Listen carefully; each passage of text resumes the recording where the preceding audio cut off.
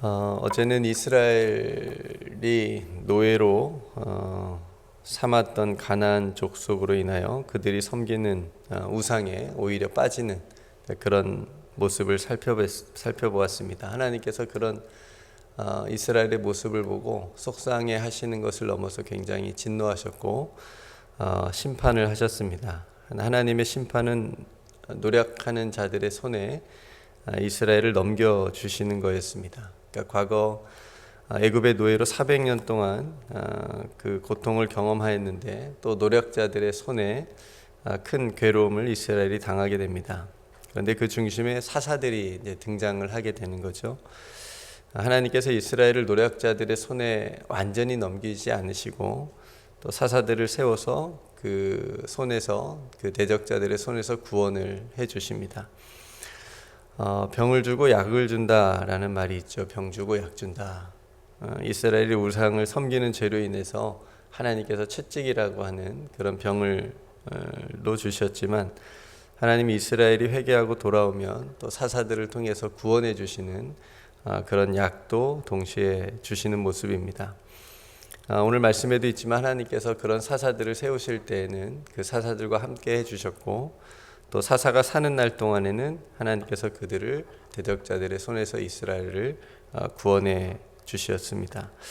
그리고 또 사사가 죽은 후에는 이스라엘이 다시 더욱 타락했다라고 하는 본문의 기록입니다.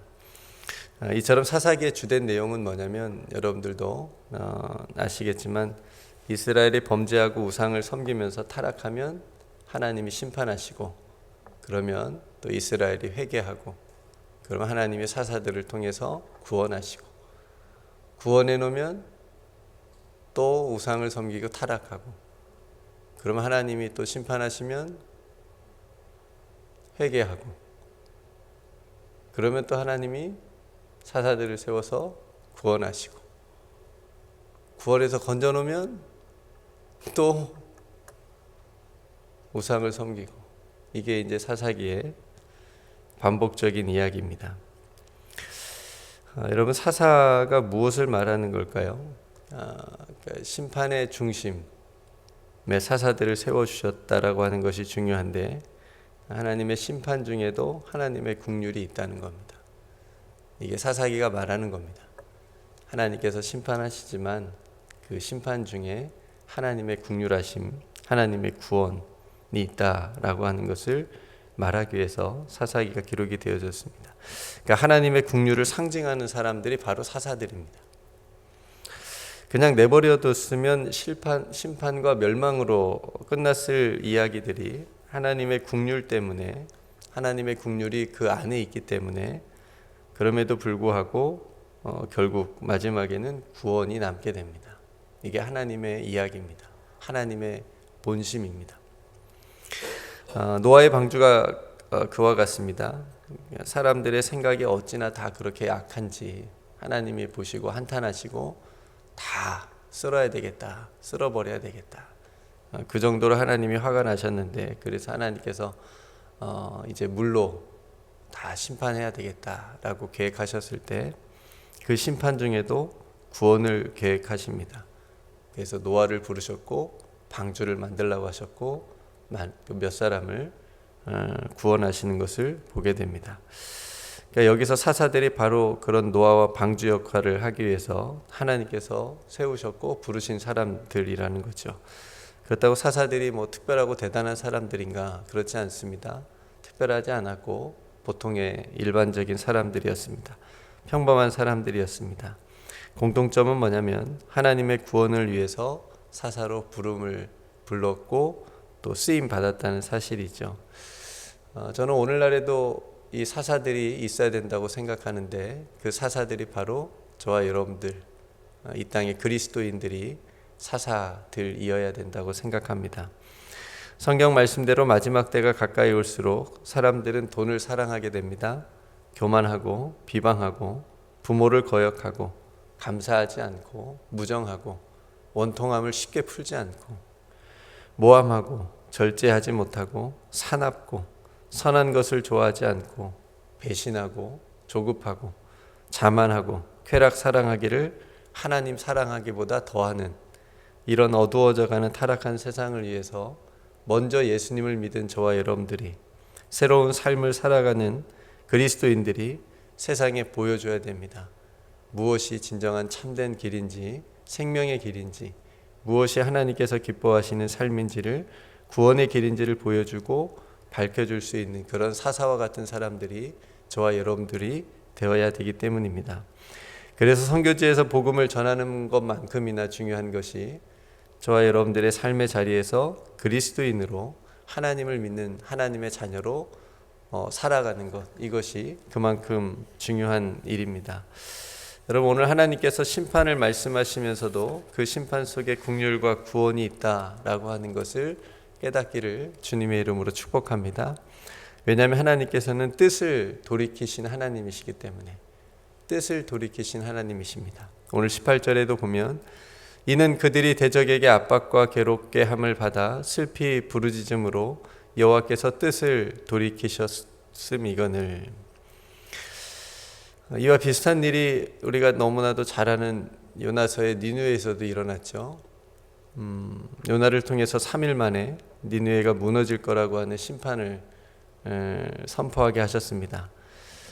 요나에게 원수의 나라였습니다. 그런 아수르의 니느웨가 정말 심판을 받을 것이라고 그렇게 믿고 또 그렇게 하실 거라고 확신하고 전했는데, 요나의 외침을, 선포를 듣고 악한 니느웨가 회개해 버립니다.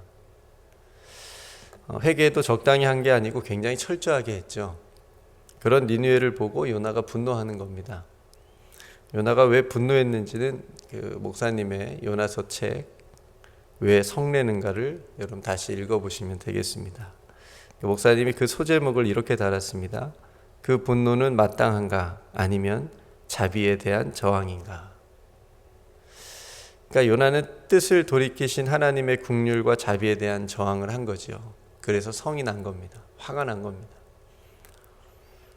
요나는 니느웨에 대한 하나님의 긍휼만 보고 자기에게 베풀어 주신 긍휼을 보지 못한 겁니다. 그래서 화가 난 거죠. 그래서 어리석은 겁니다. 생각해보면 벌써 큰 물고기 뱃속에서 죽었어야 될 요나 아닙니까? 그 안에서 회개까지 했음에도, 그래서 하나님이 구원해 주시고 꺼내 주셨음에도 불구하고 니느웨, 회개하는 니느웨를 보면서 성을 내고 화를 내는 그런 요나의 모습을 보면서 오늘 본문의 이스라엘과 같다라고 하는 그런 생각을 하게 합니다. 여러분, 오늘 우리도 별반 다를 게 없겠죠. 우리도 비슷한 모습들이 많습니다. 이스라엘이나 요나의 모습이 바로 우리들의 모습이기 때문에 그렇습니다. 하나님은 심판하실 뜻도 돌이키셔서 우리를 구원해 주셨는데, 우리는 우리 안에 자그마한 자존심 같은 뜻조차도 쉽게 굽히지 않고 돌이키지 못하는 그런 모습이 있기 때문에 그렇습니다. 아마 하나님께서 뜻을 돌이키시지 않으셨다라고 한다면 노아의 방주도 없었겠죠. 예수님의 십자가도 없었을 겁니다. 그냥 우리 모두 죄 때문에 죽음과 사망의 길에 서 있어야 되는 그런 사람들, 거기서 벗어나지 못한 채 사는 사람들, 그런 존재들이었겠죠.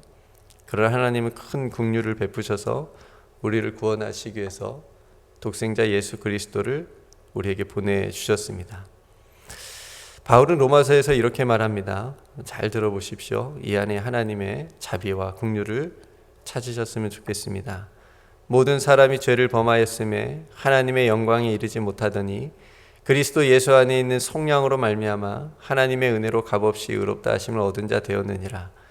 이 예수를 하나님이 그의 피로써 믿음으로 말미암는 화목제물로 세우셨으니 이는 하나님께서 길이 참으시는 중에 전에 지은 죄를 관가하심으로 자기의 의로우심을 나타내려 하심이니. 하나님께서 길이 참으셨습니다. 사도 요한은 이렇게 말합니다. 사랑은 여기 있으니 우리가 하나님을 사랑한 것이 아니요 하나님이 우리를 사랑하사 우리 죄를 속하기 위하여 화목제물로 그 아들을 보내셨음이니라. 디도서 3장 4절 5절에서 이렇게 말합니다. 우리 구주 하나님의 자비와 사랑하심이 나타나실 때에 우리를 구원하시되 우리가 행한 바 우리의 의로운 행위로 말미암지 아니하고 오직 그의 긍휼하심을 따라 중생의 씻음과 성령의 새롭게 하심으로 하셨나니, 모두 다 하나님의 자비와 긍휼하심을 말하고 있습니다. 오늘도 하나님께서 우리를 길이 참아주심으로 오직 긍휼하심을 따라 그 사랑과 자비 때문에 오늘 저와 여러분들이 살아가고 있는 줄로 믿습니다. 여러분, 오늘 심판 가운데 사사라고 하는 하나님의 긍휼이 있었습니다. 하나님의 긍휼이 심판 위에 있습니다.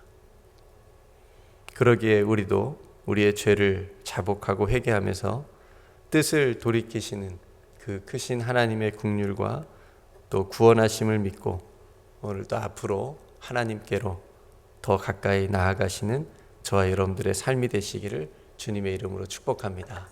오늘도 하나님의 긍휼을 의지하면서 이 아침 하나님께 기도하는 저와 여러분들이 되길 소원하고, 오늘도 목사님들과 한미 또 DMZ 평화순례 팀을 위해서 또 안전함과 평화로움을 위해서 기도해 주시고, 또 몸과 마음이 연약한 성도들을 위해서 여러분 함께 기도해 주시고, 또 여러분 각자 하나님 앞에 기도할 기도의 제목을 가지고 하나님께 나아가도록 하겠습니다. 제가 먼저 기도하고 우리 함께 기도로 이 하루를 시작하겠습니다. 긍휼이 풍성하신 아버지 하나님, 범죄한 이스라엘을 위해서 사사들을 세우시고 그들을 구원으로 인도하시는 하나님의 은혜를 보게 됩니다. 주님, 우리도 동일하게 죄의 굴레에서 빠져나오지 못할 때가 너무나도 많지만 그럼에도 우리를 긍휼히 여기시고 구원하시는 하나님의 은혜와 사랑에 감사드립니다. 주님, 오늘도 우리를 위해서 뜻을 돌이키시는 그 하나님의 은혜를 알게 하옵소서. 그 은혜 때문에 우리도 죄악으로 달려가는 마음과 발을 돌이키게 하옵소서. 오늘도 오래 참으시사 아무도 멸망하지 않고 다 회개하기에 원하시며, 그래서 하루를 천년같이, 천년을 하루같이 참고 기다려주시는 우리 구주 예수 그리스도의 이름으로 간절히 기도드리옵나이다. 아멘.